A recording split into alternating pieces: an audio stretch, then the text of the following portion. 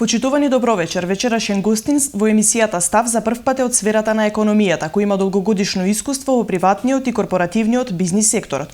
Тој е господинот Ивица Додевски. Господине Додевски, добро вечер до вас и добро дојдовте во нашата емисија. Добро вечер до вас. Добро вечер до гледачите на ТВ+. Благодарам за поканата.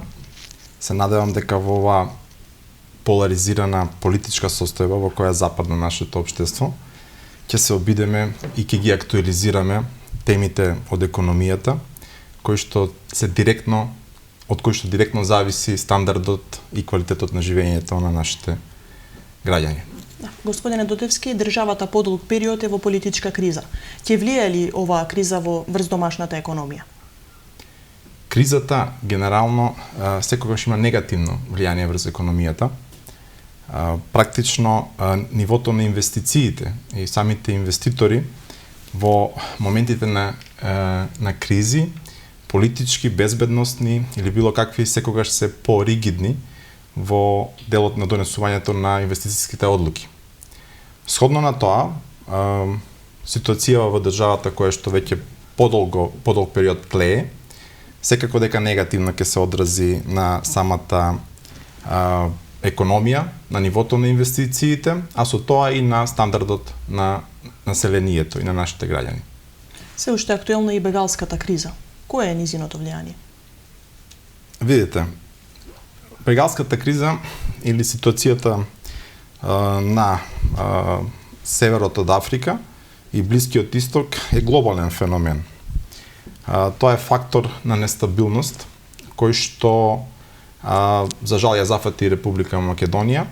Нашата држава се најде на транзитниот коридор и ефектите од самата криза се чувствуваат и дефинитивно се големи. Пред се можеме да ги согледаме во делот на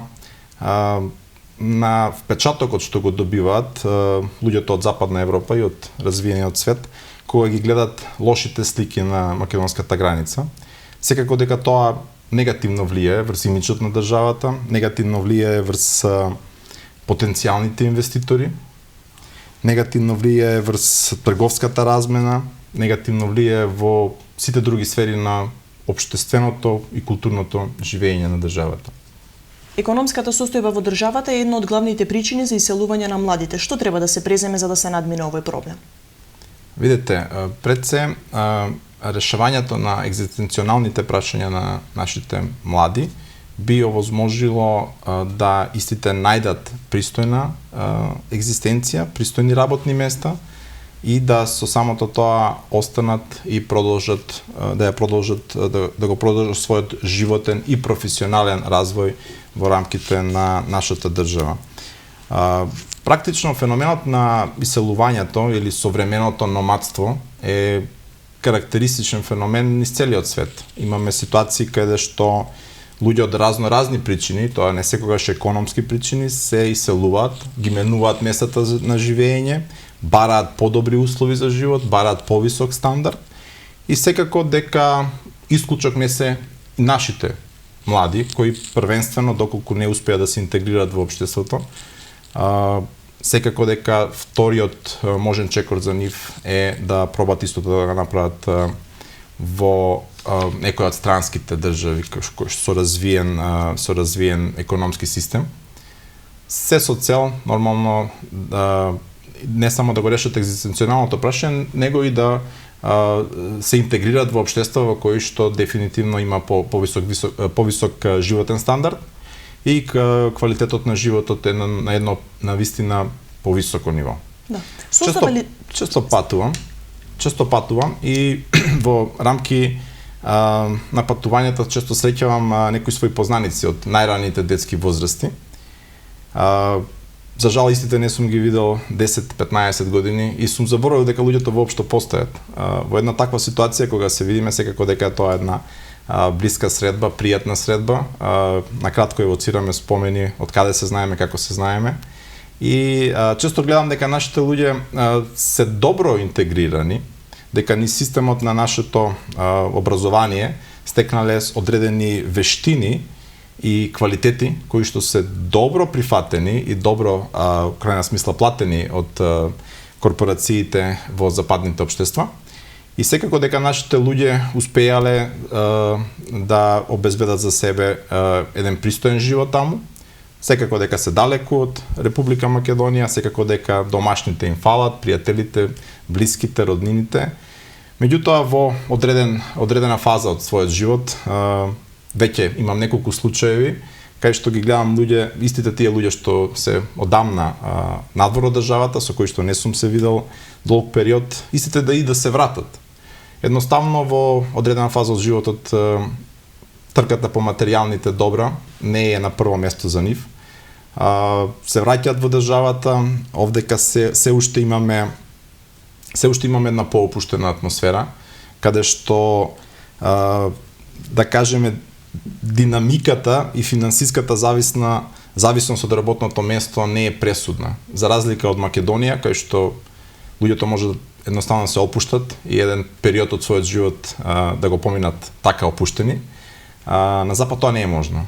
Значи, целосно се зависни од своето работно место и од финансиските средства што ги добиваат. Така да има разни примери, точно е дека глобално и најмногу се случува да младите емигрираат, меѓутоа има еден друг повратен тренд кој што сепак не е толку значаен. Во мојот случај, барем во последните година-две имам 2-3 такви случаи, веќе тоа е индикативно дека нешто се случува во државата, значи како што знаете веќе има квалитетни работни места, добро платени, кои што ќе има возможност на луѓето стекнатите работни способности и вештини во западните корпорации да ги пренесат, да ги донесат во Македонија и сепак и овдека да обезбедат работно место за себе. Заврши проектот Македонија вработува. Кој е вашиот став? Задоволни ли сте од постигнатото, намалена ли е невработеноста?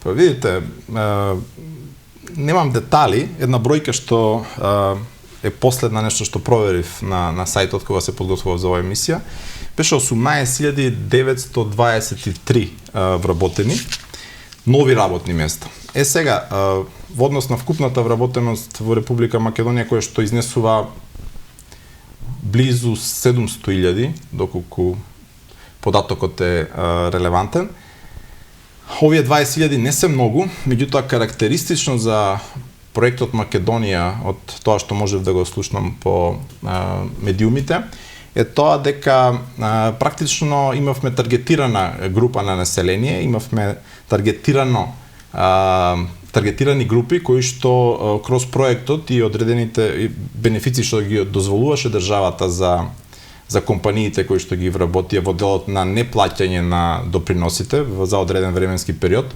успеа да интегрира млади, најпрво мислам дека беше до 29 години, после ја померија старосната граница на 35 години. 4, да. И не само млади, значи во овие 18.923 имаме, што мене посебно ме радува, и вработени или луѓе кои што добиле вработување од општествено ранливи категории.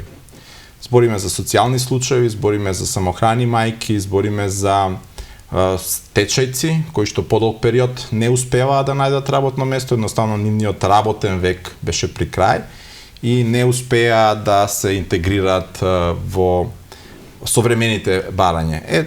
Токму тие категории беа таргетирани, токму тие категории ги добија работните места и дефинитивно е нешто што допринесе и самите компании да се одлучат за инвестиции, пошто тоа е сепак сериозен финансиски бенефит за самите компании во локалнава економија кои што одлучија да ги запослат овие 18.923 вработени. Така да, генерално, овој проект, од моја перспектива, изгледа успешен. Да, во тек се уште актуелни активни мерки и огласи кои што ги спроведува агенцијата. Какво е вашето мислење?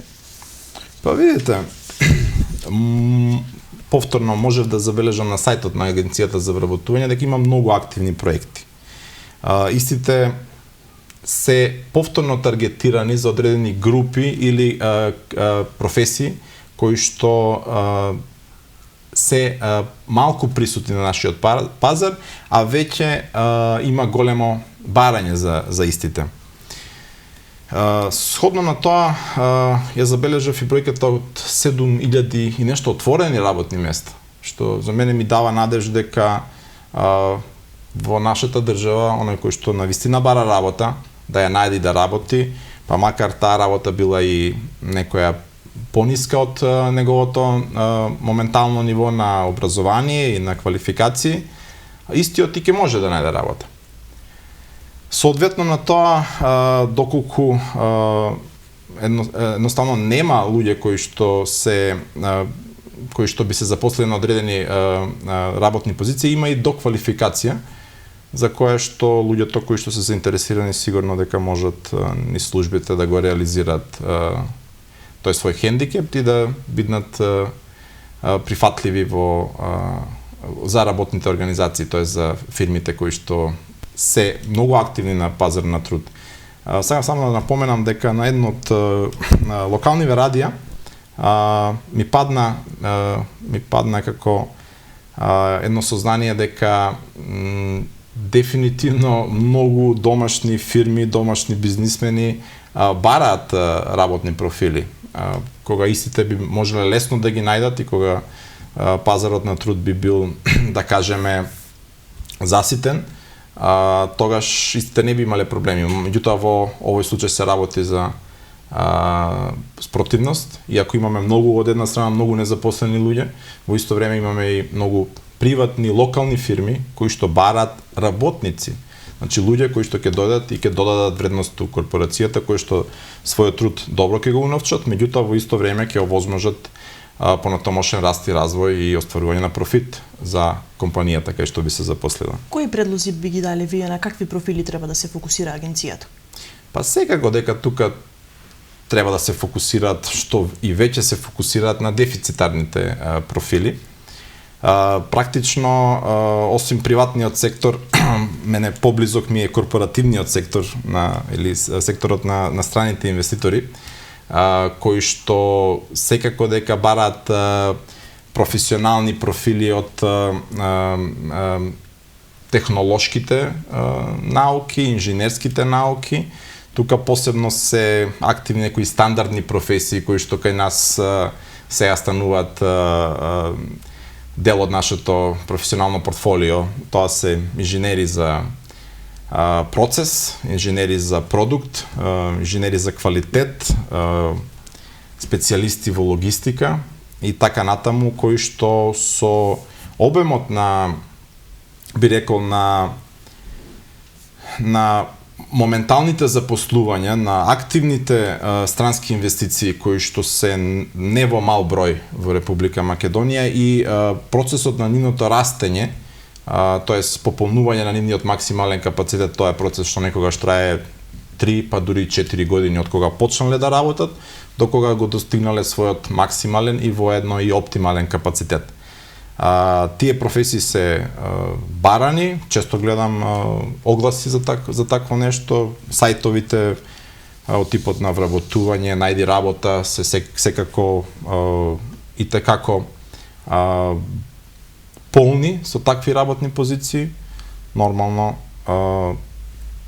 професионалните профили на кандидатите точно и ќе ги детерминираат нивните натамошни работни можности. По пресконференцијата на министерот за финансии Зоран Ставревски, дека во која што соопшти дека од 2006 до 2015 година се отворени во Македонија нови 150.000 работни места, реагираше опозицијата. Тие сметаа дека се работат за фиктивни бројки. Па добро, видите, верувам дека министерот не би си дозволил таков луксус да презентира фиктивни бројки. На крајот на краиштата, соодветните институции во државата, од типот на Агенцијата за вработување, од типот на Заводот за статистика, се институциите кои што ги прибираат и анализираат овие бројки. Доколку истите излегуваат со такви бројки, а ние немаме некоја посебна причина или посебен доказ да не им веруваме, тогаш не ни останува голем избор него да им веруваме на институциите и во рамки на тоа да веруваме дека тие 150.000 нови вработувања се навистина остварени во изминатиот период. На крајот на кришата спомнавте 2006-2015. Се работи за, да кажеме, 10 годишен период, без малку. И ако ги поделиме овие 150.000 вработувања, се работи за 15.000 повеќе вработувања секоја година. Што од моја, би рекол, лаичка перспектива и не изгледа нереално. Можеме ли да кажеме дека во Македонија се заштитени инвеститорите? Па да, дефинитивно. Значи, она што го гледаме во изминативе години,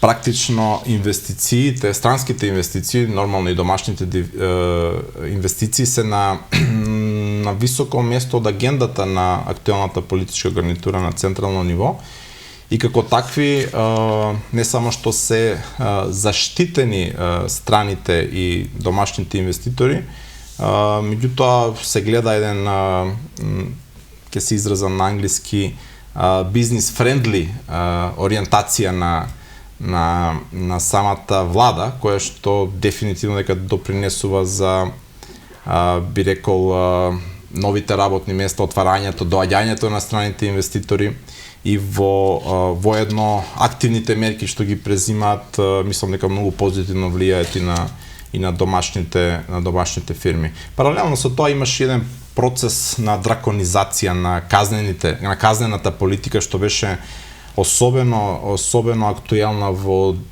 времето на големата светска економска криза која што донесе последици во Македонија, тоа е период на 2008-2009 година.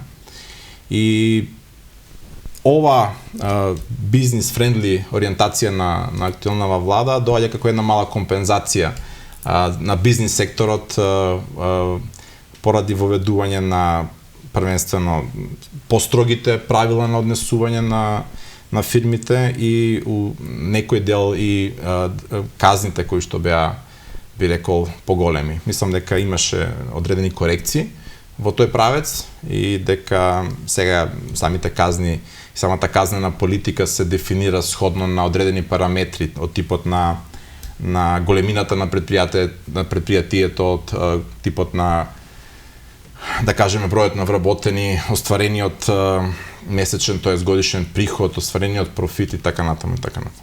Кои се нивните најчести барања до централната и локалната власт? Па видите, секој инвеститор, без разлика дали е домашен или странски, бара пред се стабилност.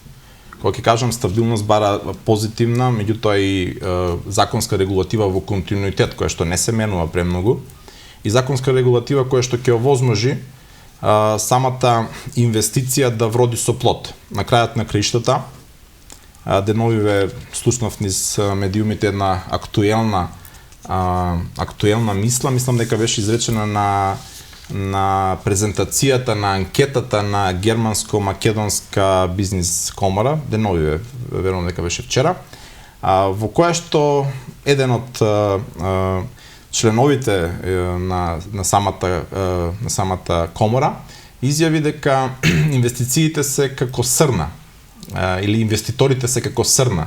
Секогаш во состојба на мала опасност, истите бегаат на посигурна територија.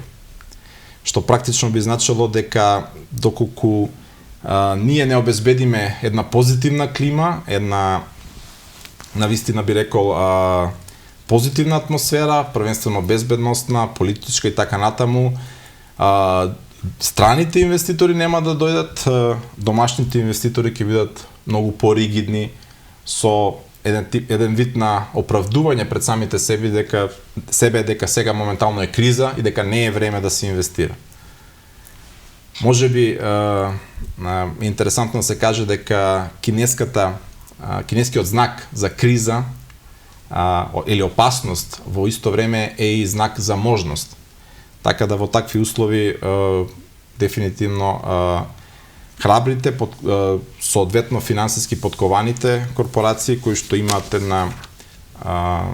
една би рекол отвореност и визија дека секогаш после киша доаѓа сонцето, истите не се устручаваат премногу, него ја прифаќаат шансата, го прифаќаат предизвикот и дури во вакви кризни времиња ги донасат одлуките, а со самото тоа на еден така помалку оптеретен пазар действуваат и можноста за нивниот профит во конкретниот бизнис кој што го работат е веројатно поголема.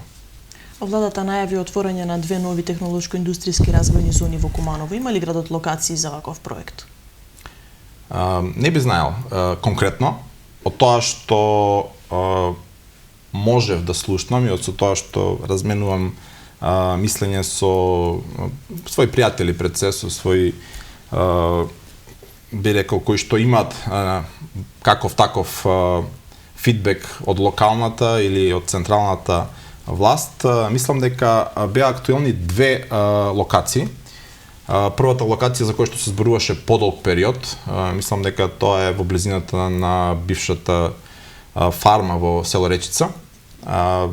Пазите, тоа е едно изваредна локација, блиска на коридорот 8 и на коридорот 10, многу блиско до српската граница и дефинитивно во македонски услови најблиску до пазарите на практично на Европска унија, во која што пласираат најголемиот дел од страните инвеститори, па дури домашните инвеститори име од пресудна важност таа директна автопатска поврзаност со Западна Европа и би рекол намалените транспортни трошоци. Сепак не е исто дали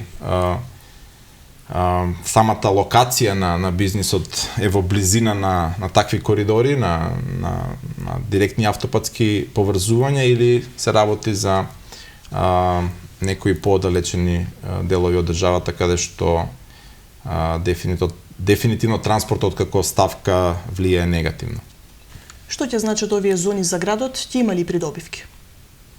Па видите, кога збориме за технолошко-индустријските развојни зони или популарно наречените ТИРС, секако дека истите не можат, а да не придонесат позитивно врз развојот на вработувањето на луѓето од градовите кај што веќе се отворени тие зони, врз развојот на локалниот бизнис сектор во сферата на хотелиерството, угостителството, транспортот, такси превозот, практично во сите сфери на работење, затоа што странските инвеститори кога доаѓаат, тие обично се приклучуваат и почнуваат да работат со локалните партнери, се разбира локални партнери кои што им влеваат одредена доза на сигурност за да може да работат со нив.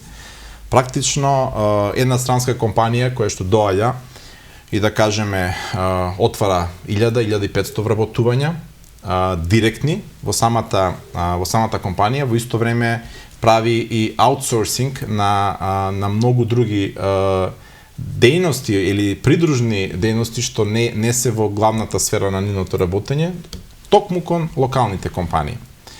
Значи, последните 4 години сум вработен во Johnson Controls Штип и практично од почетокот на работењето на Johnson Controls во Штип и од почетокот од отварањето на технолошката индустријска развојна зона бев сведок и директен учесник практично у работењето на зоната, отварањето и работењето на првата компанија која што се ситуираше у самата зона.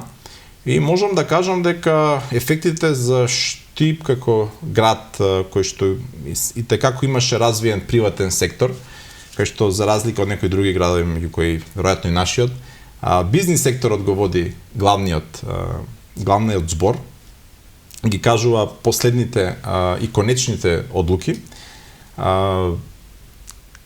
Дефинитивно се случи да градот добие еден вистински нов стимул у делот на веќе развиениот бизнис сектор со дополнение и со комбинација на нов странски инвеститор кој што направи голем продор у делот на зголемувањето на стандардот на населението, првенствено со интегрирање на квалитетните вработени, давајќи им повисоки парични средства кои што моментално држеа на локалниот пазар. Истите вработени добија поголем стимуланс, Тоа позитивно, индиректно се одрази на самата локална економија, кај што веќе подзамрените приватни фирми добија еден нов кеш приход на месечно ниво.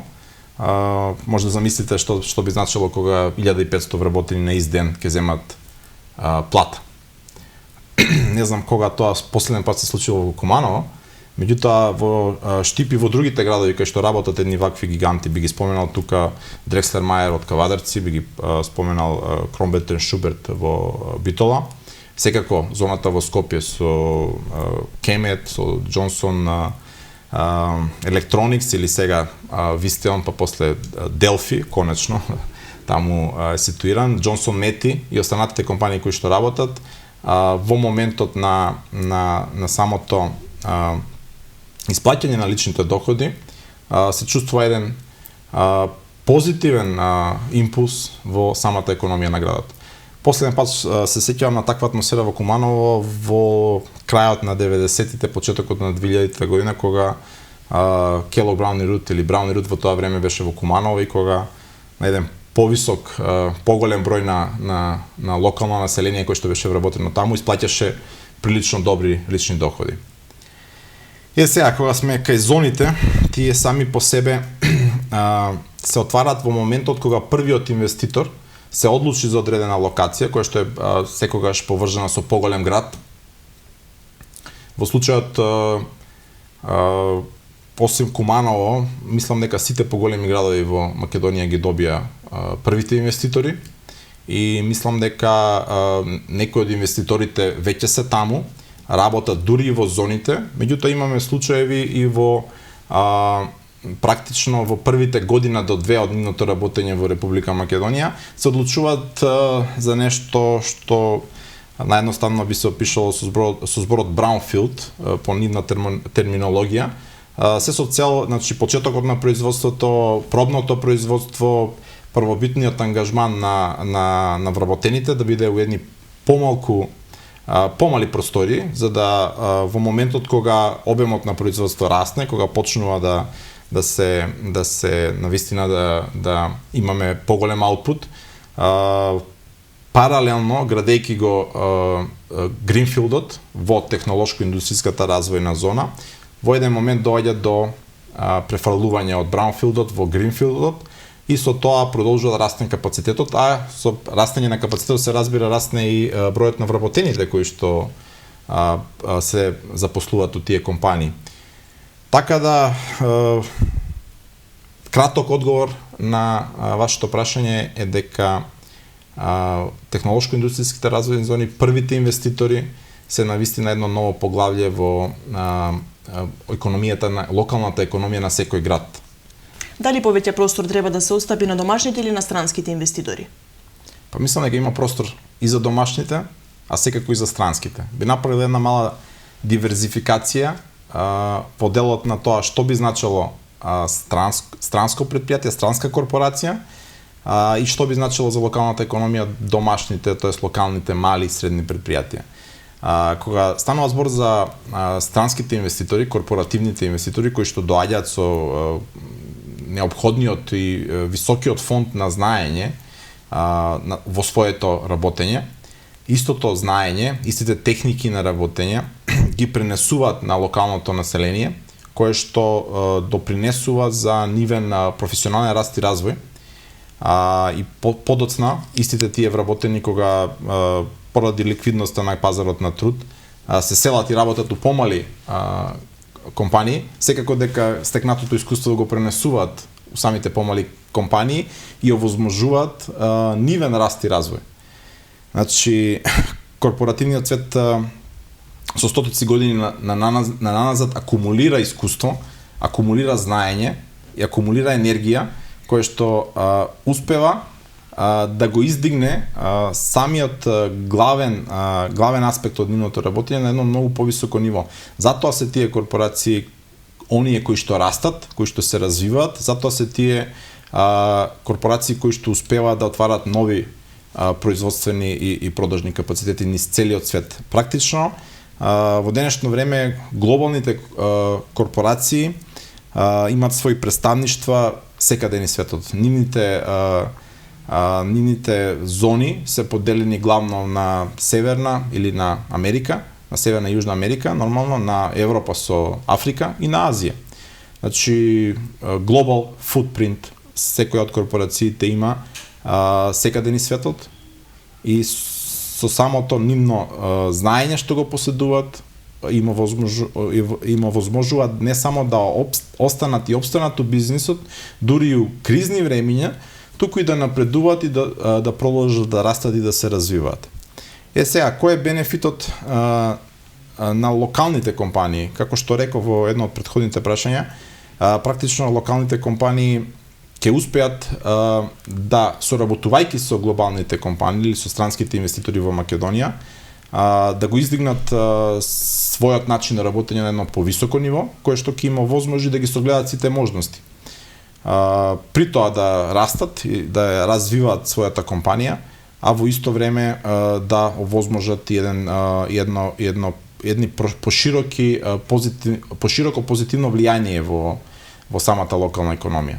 Во претходното прашање наброивте се во кои градови има. Придонесуваат ли странските фирми за намалување на невработеноста и дали е доволен тој број или пак повеќе простор треба да им се остави на домашните? Па секако, видите, за жал стапката на невработеност во Македонија беше мощна и голема.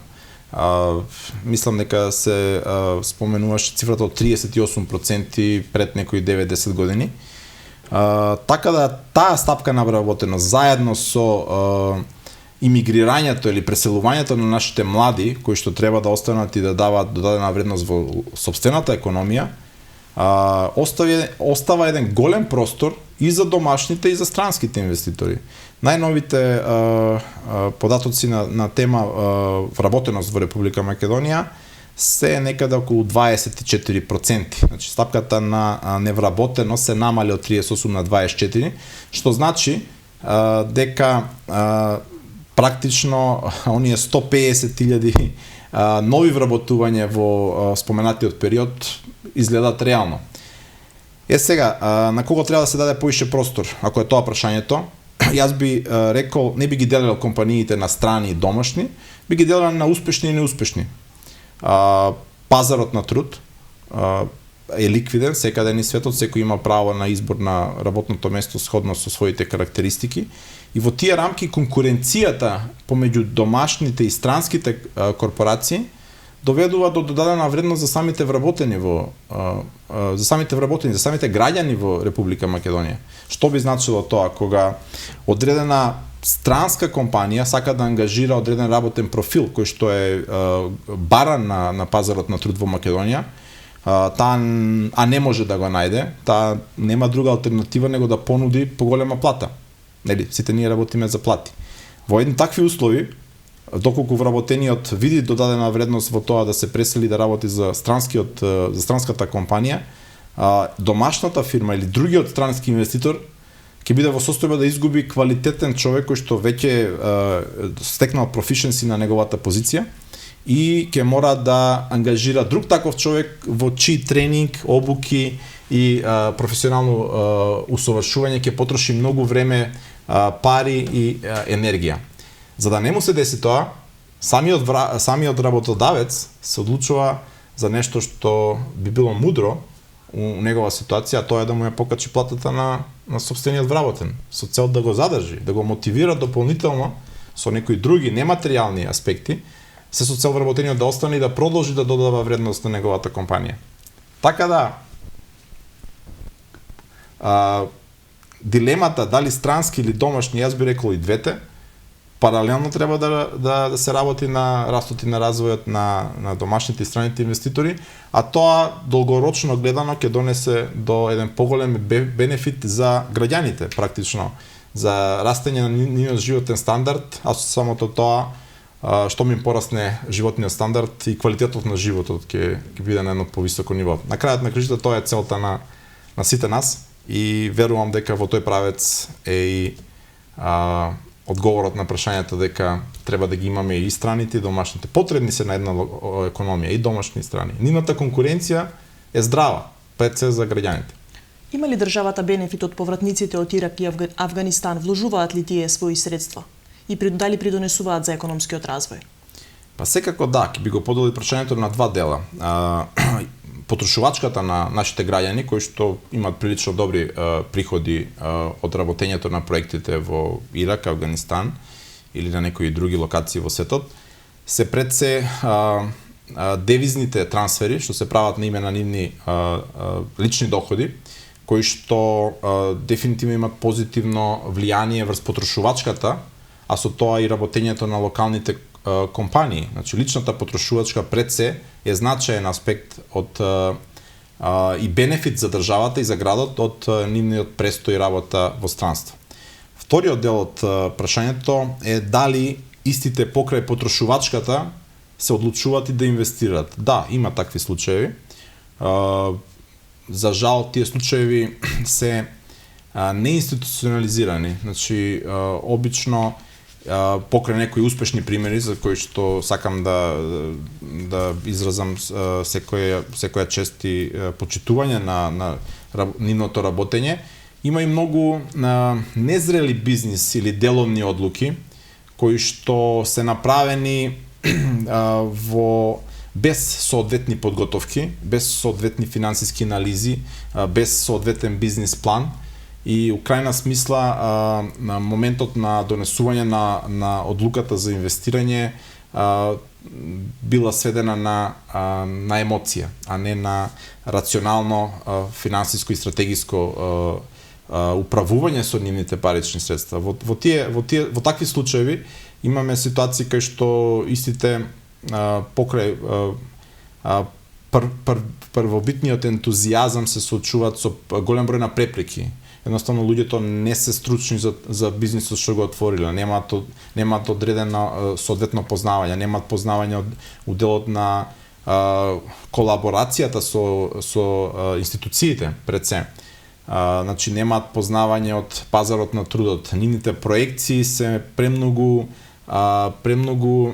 би рекол така непрецизни во моментот кога донеле бизнис одлуката да инвестираат у некој локален бизнис. И со самото тоа се соочуваат после одреден период со првите разочарувања. Првите разочарувања идат у правец на тоа дека веднаш се размислува после пола година или максимум 2 години работење да се затвори истиот капацитет.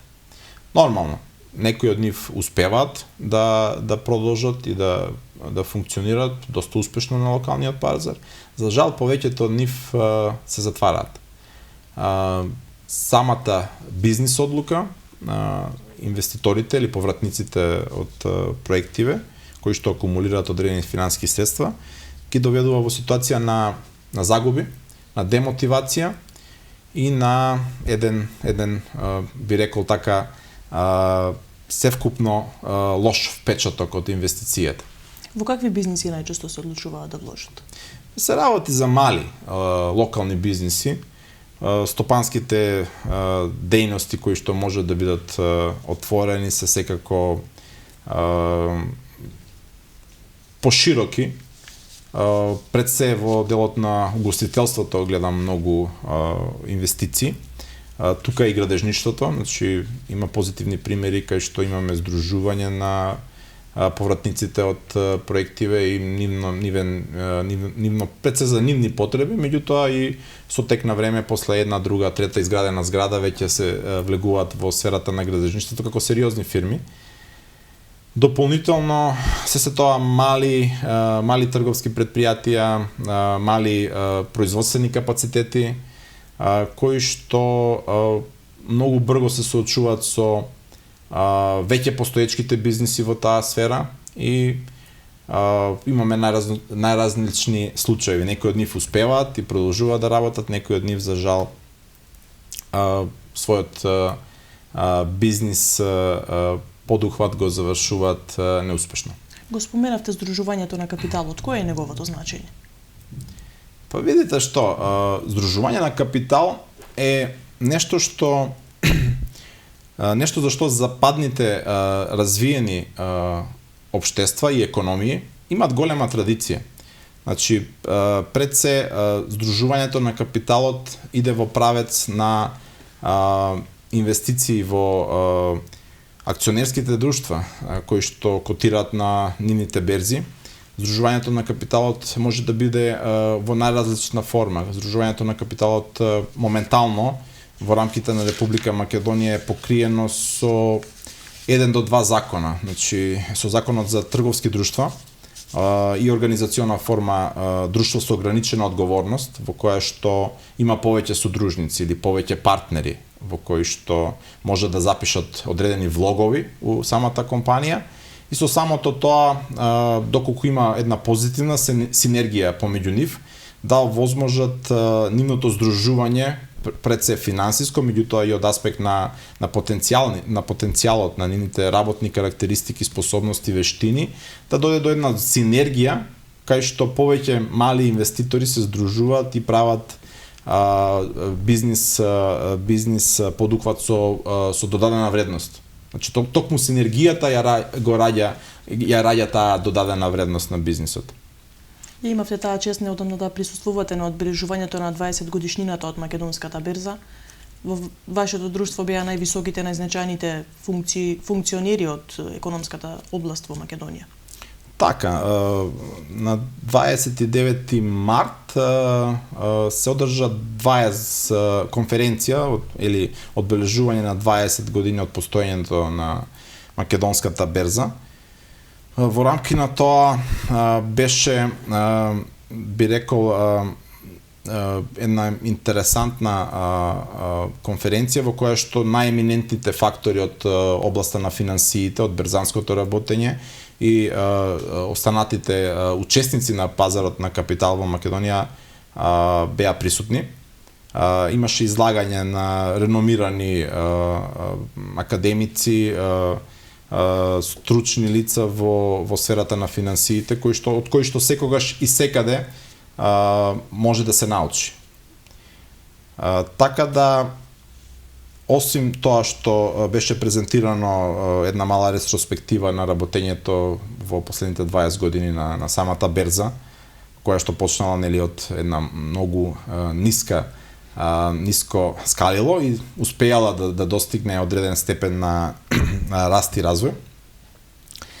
Најинтересантниот дел беше промоцијата на платформата, електронската платформа за тргување под име SayLink, која што практично значи здружување на берзата од Македонија заедно со берзата од Бугарија и берзата од Хрватска како прва фаза и овозможување, би рекол, ова е веќе историски момент за уделот на тоа дека досега бевме лимитирани за излез на приватен капитал на физичките лица надвор од Македонија, да тоа биде на некоја законска организацион и структурирана форма. Сега за прв пат се овозможува македонските инвеститори да инвестират сосема законски, без никакви рестриктивни моменти на берзите во Бугарија и на берзите во Хрватска. Тоа е првата фаза од здружувањето на балканските берзи. Во втора фаза веќе своје учество имаат најавено берзата од Љубљана и берзата од Белград, се разбира. Дополнително интерес пројавиле и берзите на Босна и Херцеговина, па дури и романската берза. Со самото тоа се ствара еден поголем регион, што секако дека на географската карта или на финансиската карта во светот ќе во одреден момент кога ќе достигне одредена фаза на својот развој ќе биде интересантен за крупниот капитал и за крупните финансиски играчи светски, кои што моментално поради рудинираноста на секоја од берзите не се заинтересирани да дојдат, да инвестират и да работат на локалниот финансиски пазар. Со ова здружување се очекува во некој нареден период. Впрочем, тоа идејата на здружувањето е да се формира еден регион во кој што крупните светски финансиски играчи ќе пристапат, а со самото тоа ќе придонесат за раст и развој на самата Беа споменати дури 400 висококотирани компании. Па да, токму така, практично ќе се селектират, практично веќе се селектирани 400 компании од трите држави кои што ќе котираат на таа електронска платформа во која што брокерите од трите држави ќе можат меѓусебно да комуницираат и да разменуваат налози за тргување, а што ќе може, што во крајна смисла на еден македонски граѓан ќе му овозможи да биде инвеститор у некоја, да кажеме, реномирана фирма у Хрватска. Да кажеме, прво нешто што ми паѓа е компанија од прехранбената индустрија што е широко присутна во нашите маркети. Да кажеме Подравка. Било кој македонски граѓанин, као што досега бил во можност да биде дел, собственик на дел од акционерскиот капитал на Витаминка, сега ќе може истото да го направи за Подравка, која што е, за разлика од Витаминка, која е национален бренд, Подравка е сепак малку поширок бренд во регионот на централна и југоисточна Европа. Да се навратиме на Куманово. Очигледно е дека градот стагнира и дека нема економски развој. Што треба да се превземе според вас? Па да, видите, во Куманово, карактеристично за Куманово беше во изминатиот период отсуството на работно способното население. Значи веќе зборувавме на тема запостоување на нашите сограѓани на проектите на Средниот Исток и делови од Африка. Кога тие луѓе не се тука, значи тие не можат да допринесат за економскиот развој на градот. Едноставно, тие се туристи во својот град кога ќе се вратат на одмор или кога целосно ќе се вратат, се додека не се интегрираат во сите сфери на општествено-економското живење во градот. Така да, можеби делот од причината се крие и во самото отсуство на тие луѓе од градот. Значи тоа се најработно способни луѓе кои што дефинитивно кога би биле тука, практично нивниот опортунитет е дека не действуваат, тоест не творат у градот, него се на страна, кога ќе дојдат у градот, тоа е обично одмор. Тоа е една од причините секако. Втора, би рекол, можете значајна причина според моје лично видување, е и на некој начин антагонизмот помеѓу локалната и централната власт. Значи, од тоа што може да се чуе по медиумите, евидентно е дека има одредени иницијативи у правец на финансирање пред се на некои инфраструктурни проекти. За жал, истите не се случуваат. Значи, јас навистина немам доволно податоци за да дадам своje мислење која од страните е проблематична.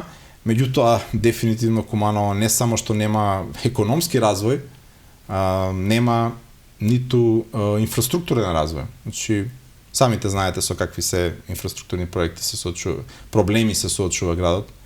Така да, дефинитивно, тоа е една од аспектите кај што може и мора да се направи многу повеќе. Во кои проекти според вас треба да се насочи? Па видите што, доколку збориме за инвестирање во